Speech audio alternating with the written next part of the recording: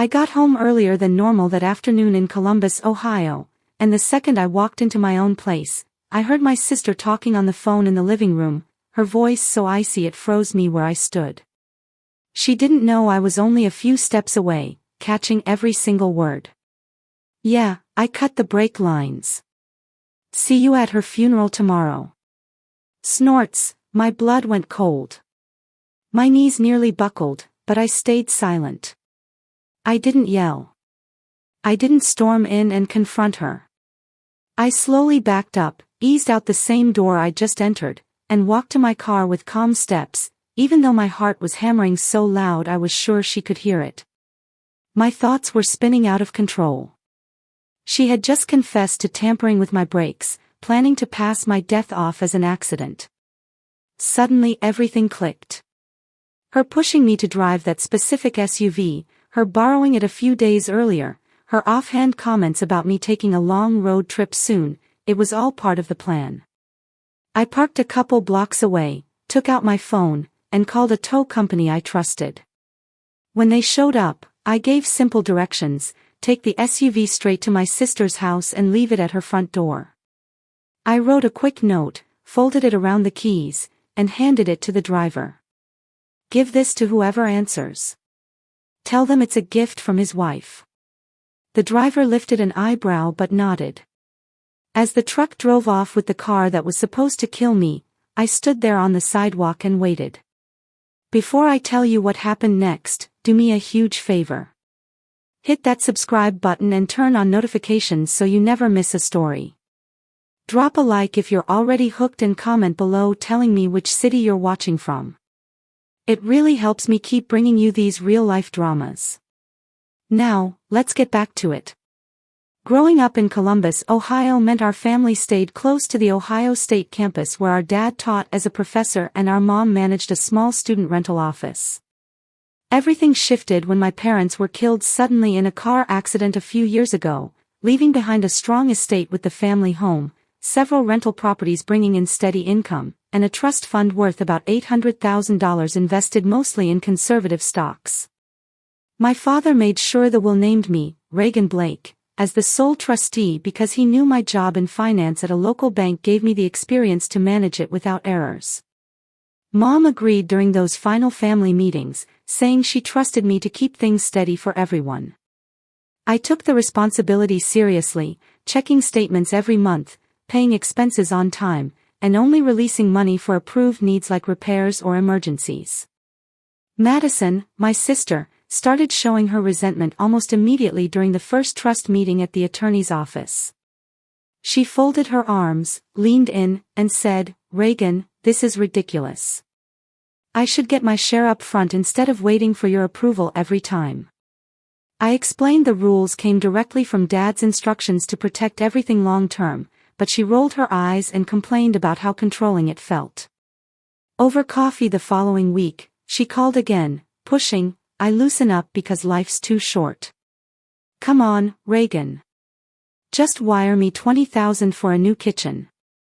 We deserve nice things after what Mom and Dad went through," she insisted while stirring her drink too hard.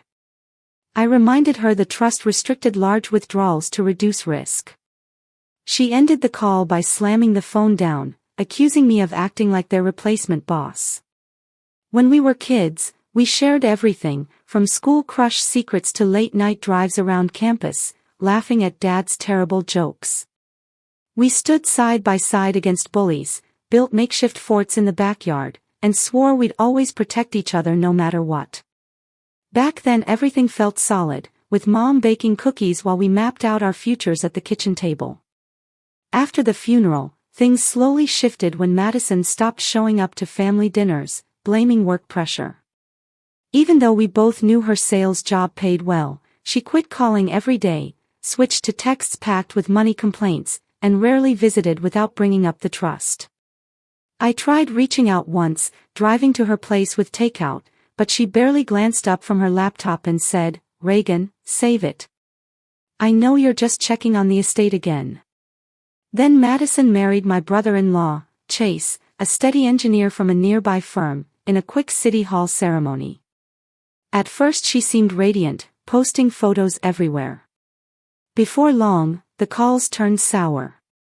Chase and I can't even remodel the bathroom because your rules tie up the cash.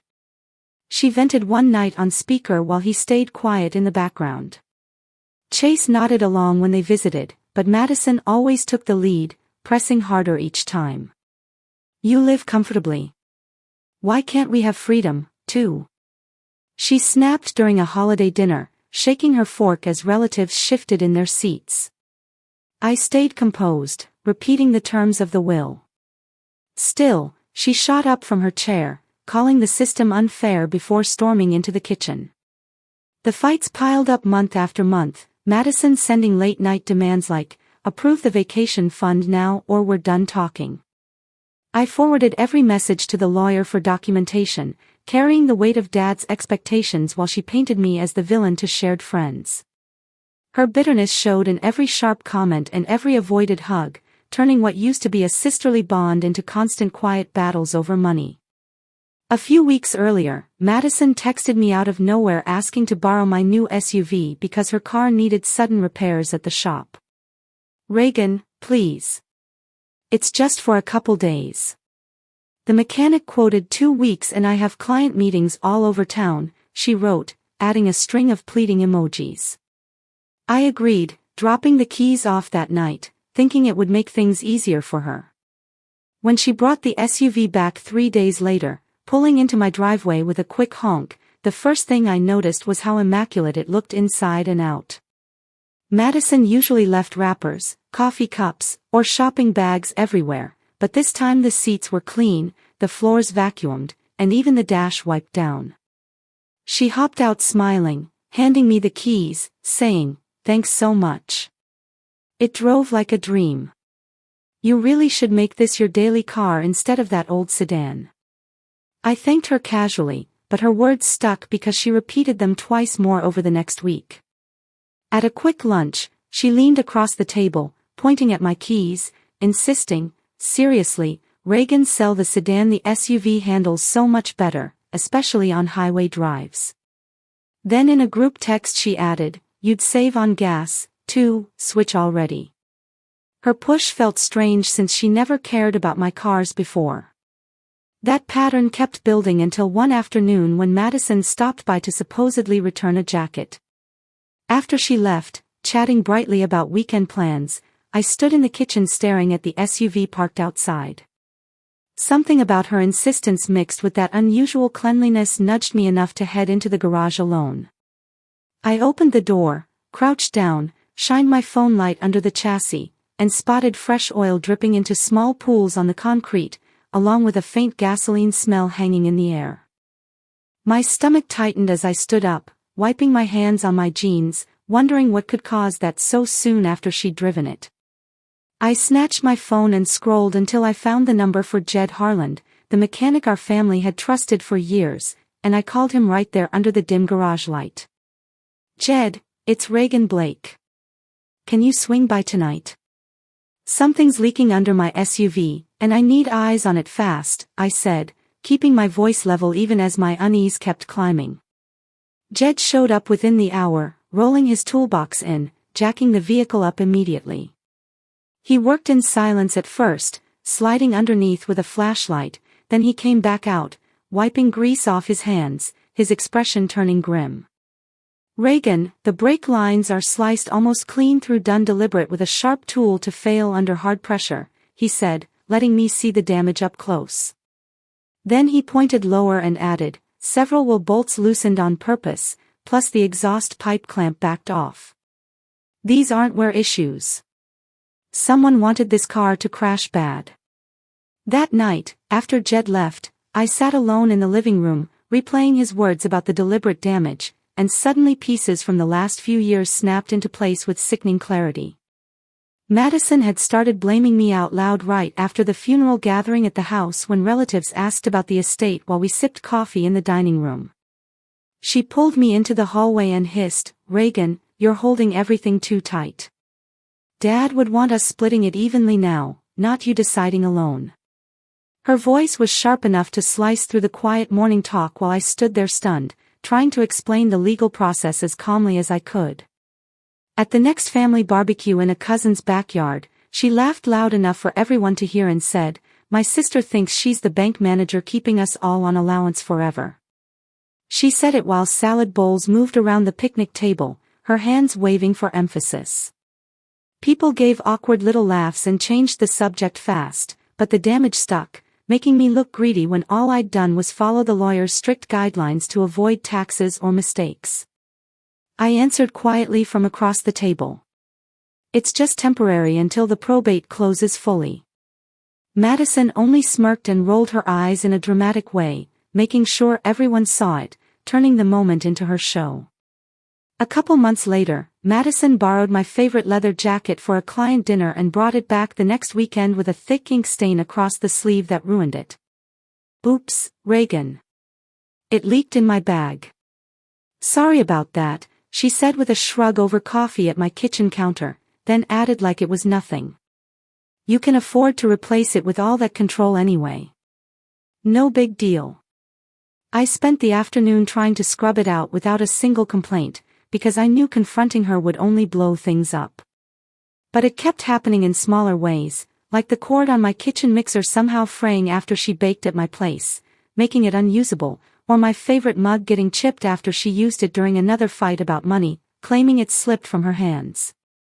Those little incidents stacked up quietly until I stopped brushing them off, especially now with Jed's confirmation ringing in my head and making every past slight feel linked. I grabbed my phone off the coffee table, found my best friend Kendall Ross, and hit call while I paced across the carpet because I couldn't sit still. "Kendall, I have to tell you everything." The SUV brakes were sabotaged and point straight to Madison. I spilled it all, from the oil drips to Jed's exact findings, barely stopping to breathe, my voice shaking a little as the reality hit harder. Kendall, snorts, stayed quiet while I talked, then answered carefully when I finished. "Reagan, this sounds dangerous. You can't just accuse her outright. She'll deny it and turn people against you faster than you think." She pushed caution, steady and firm. "Gather real evidence first, photos, reports, anything undeniable. Protect yourself legally before you say a word." We stayed on the phone for more than an hour, breaking down every angle, Kendall asking things like, "Have you saved old messages or emails?" showing her anger over money, pushing me to think practically while still acknowledging how betrayed I felt. Toward the end, Kendall floated an idea so bold it made me stop pacing altogether. "Send the damaged car to her house tomorrow. Let Chase open the door to it with a note saying it's a gift from his wife," she said, calm but firm, adding, "It puts the problem right in their driveway without risking a direct fight." I thought it through and replied, "That forces her to deal with Chase face to face without me stuck in the middle. He needs to see the truth himself before she spins it." We worked through details, the exact wording of the note, the timing of the tow, even having the driver record the drop-off, before ending the call. I felt a plan locking into place, giving me a sense of control back. The next morning, I woke up set on following through on what Kendall and I had mapped out the night before, not giving myself a chance to second-guess any of it. I sat at the kitchen table with a mug of coffee, writing a short note on plain paper, folding it neatly around the SUV keys so the message stayed blunt and clear with no room for confusion. "Chase, this car is a gift from your wife. Enjoy explaining it." The words sat there in my neat handwriting, short enough to sting while letting the real meaning hang heavy. I called the same tow truck company from the day before, speaking evenly to the dispatcher and giving precise directions. "I need the black SUV in my garage pulled to this address today. Make sure the driver hands the keys and note directly to the man who answers the door." I slowly gave Madison's full street address to avoid mistakes, then added, "Record the handover if possible for my records." The dispatcher confirmed a mid-morning delivery, assuring me the driver would follow instructions exactly, which gave me another layer of proof. I stayed inside, distracting myself with emails while watching the clock, the tension climbing with every minute my phone stayed silent. Finally, the driver sent a short video clip showing the tow truck pulling up in front of Madison's house on the quiet suburban street. Chase opened the door wearing casual weekend clothes, looking confused as the driver handed him the envelope and keys, explaining it was a delivery for that address from the registered owner with specific instructions. Chase unfolded the note right there on the porch, reading it slowly in the morning light, his expression shifting from mild curiosity to pure shock in seconds as the words hit him. He looked from the SUV still strapped to the flatbed back down at the paper, his face draining of color as his grip tightened on the envelope. He pulled out his phone immediately, dialing fast, pacing tight circles in the driveway and speaking urgently the second the call connected. "Madison, get home right now. There's a tow truck in front with Reagan's car and a note saying it's from you." "What is this about?" Madison showed up about 20 minutes later, pulling into the driveway fast enough for the tires to squeal as she jumped out, clutching her bag. "Chase, slow down. What's all this drama over a car delivery?" She waved her hand dismissively toward the truck, forcing a light laugh as she hurried toward him. Chase, snorts, held up the note, shoving it toward her. "Read this yourself. It says, the car is a gift from you. Explain that right now because the driver mentioned possible sabotage." Madison skimmed the paper, her fake smile dropping almost instantly as she struggled to form her first answer. "It's obviously a mix-up. Reagan's overreacting to some minor issue. Calm down before the neighbors notice." Chase cut in, his voice climbing with frustration. "Minor. The driver said professionals found deliberate damage to the brakes. This isn't normal. Madison, tell me straight what you know about it." Madison shifted her weight, eyes flicking toward the truck. "I borrowed it, sure, but I didn't touch anything. Maybe the shop messed up." "Stop jumping to conclusions."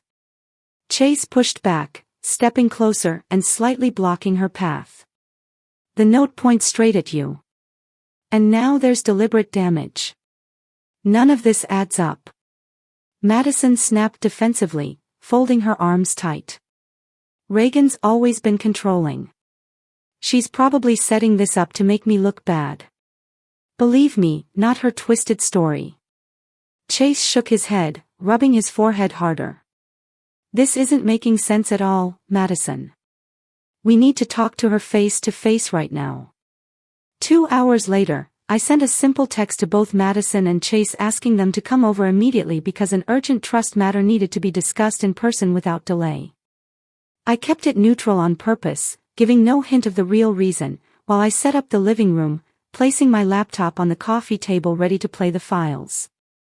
Chase replied first, confirming they were on their way, followed by Madison's short message, "On our way." "What's the emergency?" With no more questions, they pulled into my driveway together, stepping out with tight expressions as I opened the door before they knocked. Madison walked in first, forcing concern onto her face and rushing forward for a brief hug. "Reagan, you scared us. What's going on? Is everything okay with the estate?" she asked, her voice pitched higher than usual while her eyes darted around the room.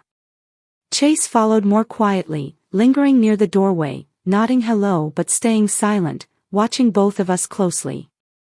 Snorts, I motioned for them to sit on the couch, shutting the door firmly behind them before taking the armchair across from them. "Sit down.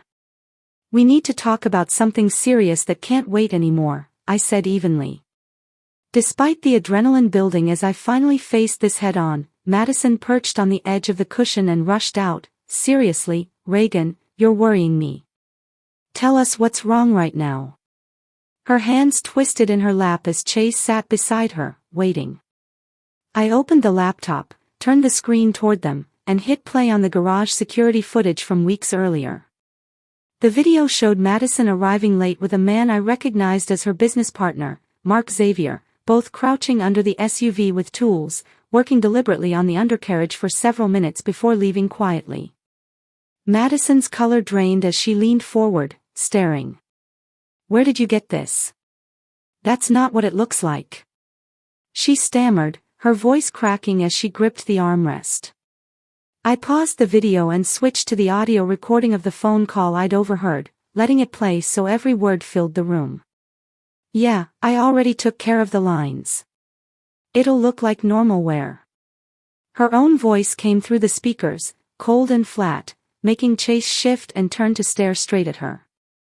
I followed by sliding Jed Harlan's printed report across the table, detailing the sliced brake lines, loosened bolts, and intentional exhaust tampering, all professionally documented. Madison shot to her feet, shaking her head hard. This is insane, Reagan. You're twisting everything to make me look bad. She shouted, jabbing a finger at the screen as her breathing sped up. Snorts, Chase grabbed the report, scanning it quickly. Madison, this says deliberate sabotage. Explain how this video shows you and another guy under Reagan's car at night, he demanded, his voice low but sharp for the first time. Madison paced a few steps, her hands shaking before she stopped short. Fine, yes, I did it. We were drowning in debt from the real estate deals that collapsed with Mark. Over $300,000 gone overnight, she confessed, her voice climbing into a shout as tears spilled out. She turned straight to me. Your life insurance names me as the beneficiary. $800,000 would wipe everything out and give us a clean start. You have the trust money. You don't need it like we do. Chase rose slowly, his face going rigid as he backed toward the door. You plan to let Reagan die for money and drag me into this without telling me? He said, disbelief cracking his voice as he shook his head. Madison lunged for him, clutching his arm in panic. Chase, wait. It was for us. Please don't leave. I can fix this. She begged, sobs breaking out as she pulled harder. Chase yanked free. There's no us anymore. Madison, I'm calling my lawyer tonight, he said coldly, stepping outside and slamming the door, his truck roaring to life seconds later. Madison crumpled onto the couch, crying uncontrollably. Reagan, tell him it's not that bad. We can work this out as a family, she pleaded, reaching for my hand. I stepped back calmly, watching her unravel. Eventually she grabbed her bag and staggered out to her car, still sobbing, leaving the house silent for the first time in years. In the weeks that followed, Chase moved fast, filing for divorce at the local courthouse, citing irreconcilable differences and attaching copies of the initial police report. One quiet evening he came back, his truck loaded with empty boxes, walking past Madison in the hallway without a word as she asked softly, Chase, can we talk about this calmly before you take everything? He kept packing shirts and books from the closet, replying flatly, talking won't change what you planned. Madison, I'm moving out tonight. He carried the last load to the truck and drove off into the dark street. Madison's money problems slammed into her almost immediately when bank letters arrived demanding immediate payment on overdue loans tied to the failed real estate deals she had hidden. Collection calls rang non-stop, agents leaving messages about missed mortgage payments and threats of foreclosure. One afternoon she tried negotiating over the phone, her voice shaking. I just need a little more time. The market will turn around. The representative cut her off, stating legal action would move forward without payment, leaving her staring at the deadline in silence. I filed a full formal complaint with the Columbus Police Department, submitting printed copies of the garage footage, the mechanic's report, and the phone recording for their records. The next morning, detectives assigned to the case called me in for a follow-up interview at home, reviewing everything on my laptop and asking detailed questions like, did Madison have access to the vehicle during the time frame shown? Warrants were issued quickly, her devices searched, uncovering messages with Mark outlining the exact sabotage steps that matched the video timeline. Mark was arrested at his downtown office during lunch, officers reading charges of conspiracy and fraud tied to the same failed projects as stunned coworkers watched. Local news briefly covered the arrest, mentioning his connection to Madison, leading her lawyer to advise accepting a plea deal for reduced charges. Madison appeared in court for arraignment dressed plainly, entering a not guilty plea at first before breaking down when bail was denied. This was all a mistake. I never meant for anyone to get hurt, she told the judge, her voice shaking as deputies escorted her away. The prosecution laid out a solid case, bringing in expert testimony on the brake damage along with coordinated messages that showed intent over several weeks. Madison changed her plea midway through the brief trial, admitting guilt in exchange for sentencing guidelines, her lawyer arguing she acted out of crushing debt pressure rather than pure malice. She panicked financially, not emotionally, he said, while she sat still, eyes down, avoiding the gallery. The judge delivered the sentence, handing down 12 years for attempted reckless endangerment with premeditation and ordering immediate custody as Madison was cuffed again, tears sliding down her face in silence. A year later, I found myself settling into a rhythm in Columbus that felt steadier than anything I'd known before. The chaos with Madison had fully played out. I stayed at the bank, moving up to senior analyst, reviewing client portfolios every day while running the family trust with tighter safeguards like routine audits and updated beneficiary controls. Coworkers noticed the shift during lunch, one asking, "Reagan, you seem more relaxed lately. What's your secret?" I smiled and answered simply, "I finally put my own peace ahead of fixing everyone else's problems. My weekends filled with real plans instead of waiting for calls that never came." I met friends for coffee and hikes through local parks, rebuilding connections I'd let fade during those tense years. Kendall came by often with takeout for movie nights on the couch, laughing about work drama, telling me, "You deserve this calm after everything you handled like a pro." I nodded, grateful for support that never wavered, even on the hardest days. I started hosting small get-togethers at the house, inviting coworkers over for backyard barbecues, trading stories about trips or new recipes without family pressure hanging over every conversation.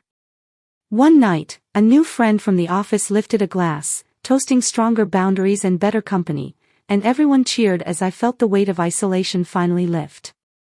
Any letters or messages from Madison went straight into the trash unopened, her numbers blocked and mail returned marked refused after the first few reached my door. I once drove past her old apartment by accident, noticed the "for rent" sign out front, and kept going without slowing down, choosing to leave that chapter sealed shut. Kendall asked one evening, "Have you heard anything from her side?" and I shook my head. "No, and I don't plan to. That's the healthiest choice I've ever made." Looking back, I learned to trust that gut sense when something feels wrong instead of brushing it off to keep the peace. Gathering evidence calmly and letting the legal system do its job protected me in ways confrontation never could. Greed can tear apart even the closest family bonds, turning love into resentment when money matters more than people. Always listen to your instincts when relationships feel one-sided or controlling, because ignoring red flags only leads to deeper pain later. Protect yourself with facts and the law when needed, because blood alone isn't a shield against real danger. Real peace comes from setting firm boundaries early and surrounding yourself with people who respect them without question. Thank you from the bottom of my heart for staying with me through this entire story. It means everything knowing you listened until the very end. If any part resonated with you or you've faced similar family struggles, drop a comment below and share your experience. Your stories help others feel less alone, so let's keep the conversation going together.